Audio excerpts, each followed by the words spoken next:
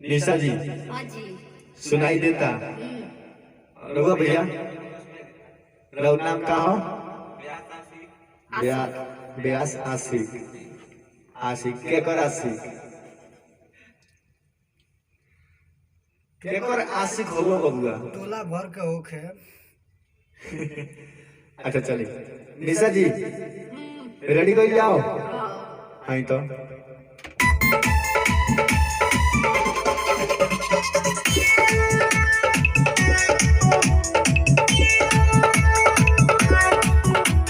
चली घूमे नौमी के मेला जी काहे करतानी झमेला जी। अरे सुननी चली घूमे नौमी के मेला जी काहे करतानी झमेला जी। कबहू ना हम के करनी दर्शन रौरे बोली कैसे हमार खुश रही मन हमके रखतानी रंग गुलियाई के। जल्दी पेनी लो ना नया नया साड़ी मंगावतानी गाड़ी ले आई तुम्हारी के।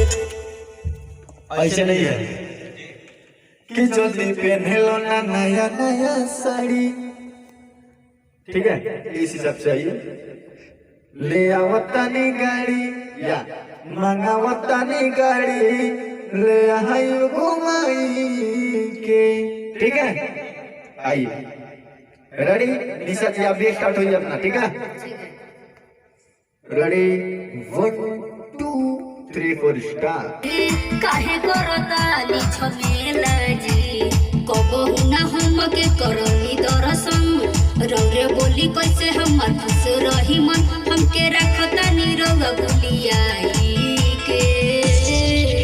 जल्दी पेनी लो ना नया नया साड़ी मंगावतानी गाड़ी ले आई तुम्हारी के। जल्दी पेनी लो ना नया नया साड़ी मंगावतानी गाड़ी ले आई तुम्हारी के।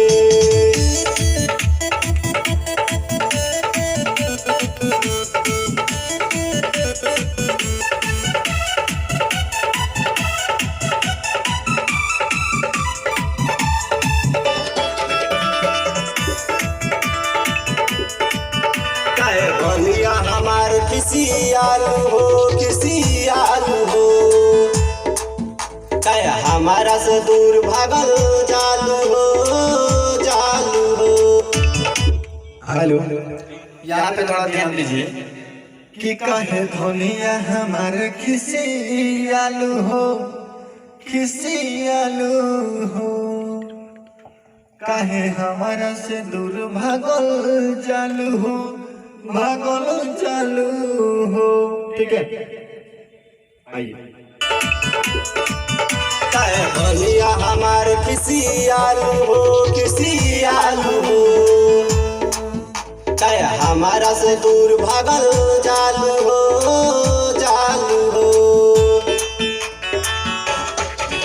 चाहे बनिया हमार किसी आलू हो चाहे हमारा से दूर भागल जालू हो। मैया के कृपा से भइले ललन तब काहे करतानी एतना शरम अब चले जाइब नैहर बुताई के। जल्दी पेनी लो ना नया नया साड़ी मंगावतानी गाड़ी ले आई तुम्हारी के। जल्दी पेनी लो ना नया नया साड़ी मंगावतानी गाड़ी ले आई तुम्हारी के। इसको एक बार और बोलिए कि जल्दी पहने लो ना नया नया साड़ी मंगावतानी गाड़ी अरे ले आई घुमाई के ठीक है आइए एतना शरम अब चले जाइब नैहर बुताई के। जल्दी पेनी लो ना नया नया साड़ी मंगावतानी गाड़ी ले आई तुम्हारी के। जल्दी पेनी लो ना नया नया साड़ी मंगावतानी गाड़ी ले आई तुम्हारी के।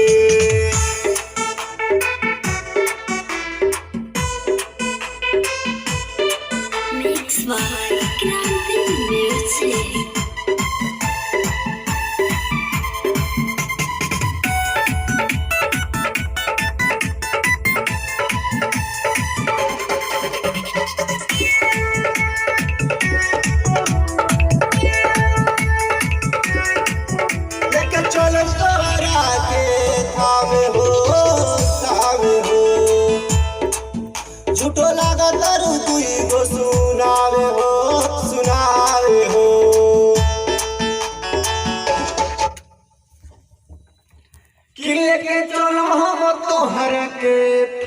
हो अरे ठावे हो।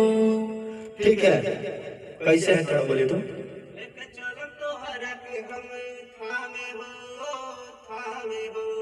कि लेके चलो हम तोहरा के ठावे हो अरे ठावे हो।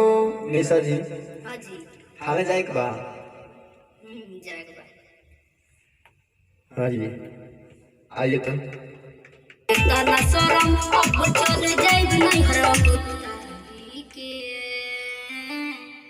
ए अब अंतरा में आई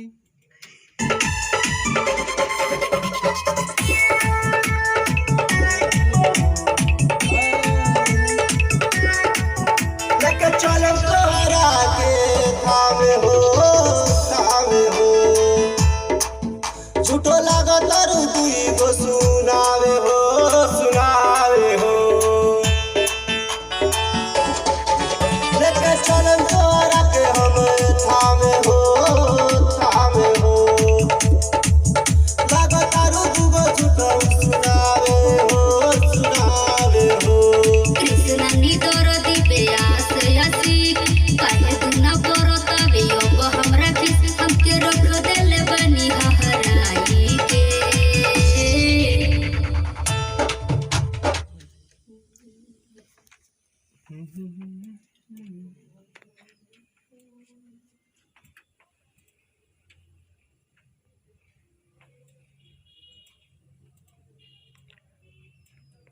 चलिए आइए। परतावे अब हमरा खिस हमके रख देले बनी हराई के। जल्दी पेनी लो ना नया नया साड़ी मंगावा तानी गाड़ी ले आई तुम्हारी के। जल्दी पेनी लो ना नया नया साड़ी मंगावा तानी गाड़ी ले आई तुम्हारी के। चली घूमे नौमी के मेला जी काहे करतानी झमेला जी। कबहू ना हम के करनी दर्शन रवा बोली कैसे हमर खुश रही मन हमके रख देले बनी भूलियाई के। जल्दी पेनी लो ना नया नया साड़ी मंगावा तानी गाड़ी ले आई तुम्हारी के। जल्दी पेनी लो ना नया नया साड़ी मंगावा तानी गाड़ी ले आई तुम्हारी के। ठीक है आइए। निशा जी आई तो आप भी आइए भैया। कि करता रुका है आज हेलो बैठे भैया। नमस्कार प्रणाम। रोज सब बताइए कि गाना कैसा लगल और बाबू अभी नया बड़े तो इनके के रोज सब ज्यादा सपोर्ट दी ताकि और आगे बढ़स मेहनत करस और हमेशा सफल होकस। और निशा मछली जी के रोज सब जानते हो खे यहाँ के को नहीं खे जानत हे जग में कॉपी निशा मछली नाम तिहारो। चलिए दो चार शब्द सुनी निशा जी से। नमस्कार हम निशा मछली। ई गाना कैसा लगा जरूर बताओ ना काहे से यहाँ का भी नया है। हाँ माइक में बोली। और सपोर्ट करम लो तो यहाँ हिम्मत बढ़ी जाए हम अच्छा से अच्छा रही। हम ये रोल से कहते चाहते कि अपन सपोर्ट अपन प्यार आशीर्वाद दी यहाँ के जो आगे बढ़ी। आप माई के गाना वाला सुनी और चैनल को सब्सक्राइब करी लाइक करी और ज़्यादा से ज़्यादा शेयर करी और कमेंट में जरूर राय दी कि गाना कैसा लगा। नमस्कार। बबुआ तू कुछ कह कुछ और बोलो गाना के बारे में कुछ बोलो कि सुनी लो ज्यादा से ज्यादा। बोली ना बोली लजत काहे बने आई माइक मत धर ना मार दी लाइन लेकिन मत रखा।